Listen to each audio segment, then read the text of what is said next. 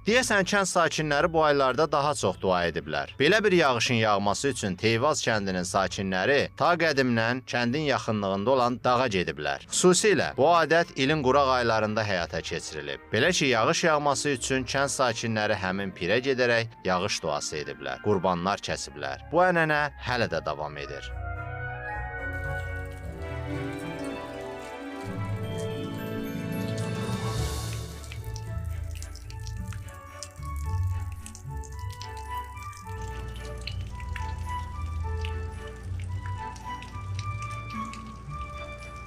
Teyvaz Muxtar Respublikanın ən qədim, eyni zamanda ən ucqar kəndlərindən biridir.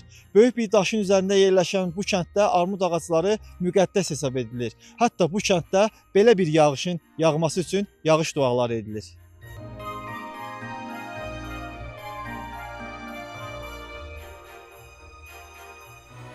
Kəndimizin sakinləri, babalarımız armud ağacını daha müqəddəs hesab edirlər. O da ondan əlaqələndirilir ki, aclıq illərində, yəni çörəyin tapılmadığı illərdə bizim atalarımız söhbət edirdi, babalarımız söhbət edirdi.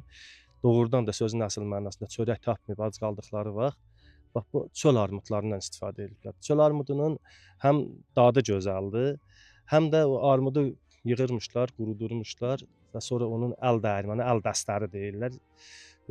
Onu da üyüdərək çöl armudlarla yeyib ölümdən xilas olublar. Aclıq illərində sağ qalıb.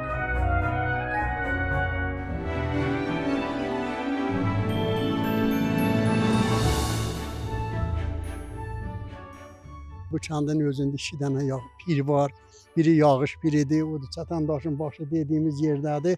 Hansı ilki quraqlıq olur, pis olur, vəziyyət gərgin olur. Biz ora qurbanlar deyirdik. Həqiqətən də sınırdıq ki, həmin Ərafadan 1 həftə, 2 həftə, 5 gün, 3 gün sonra qara bulud çöynədi, yağışlar yağdı, gözəltilər başladı işləməyə. Heyvan, malqara yaxşı, çox inamlı bir pirdir bura.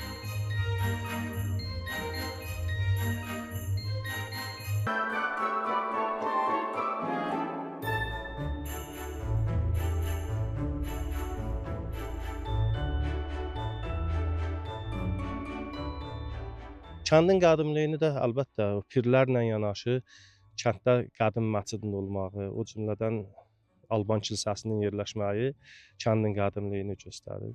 O Alban kilsəsi qədim olduğu üçün, uçduğu üçün 2002-ci illəri idi. Orada həmin Alban kilsəsinin himindən, ümumiyyətlə hörgü daşlarından ancaq qoç heykəlləri, qoç şəkilləri olan daşlar, o cümlədən üzüm salxımları olan daşlar çıxdı ki, bu da sırf qədim türklərin yaşadığı, yaşayış məskənləri olduğu bir kəndi sübut edir. Bu kənd demək olar ki, böyük bir daşın üzərində salınıb. Odur ki, çayı olmayan bu kənddə sel təhlükəsi, həmçinin zəlzələ və külək olmur. Qədim tarixə malik olan Teyvaz kəndi ərazisində Tunc dövrünə aid arxeoloji abidə də var. Bəzi tədqiqatçılar qeyd edirlər ki, Teyvaz kəndinin adı qədim türk dilində taypa, geniş və az, vadi sözlərinin birləşməsindən əmələ gəlib. Böyük su ayrıcında təpəliklər və çaylar arasındakı geniş vadidə salınmış yaşayış yeri mənasını verir. Teyvaz kəndinin tarixi 6-cı əsrin əvvəllərinə dayanır. Kəndin adının məna yozumu bir neçə cürdür. Həmçinin bu kənd özünə məxsus adətləri ilə də seçilir.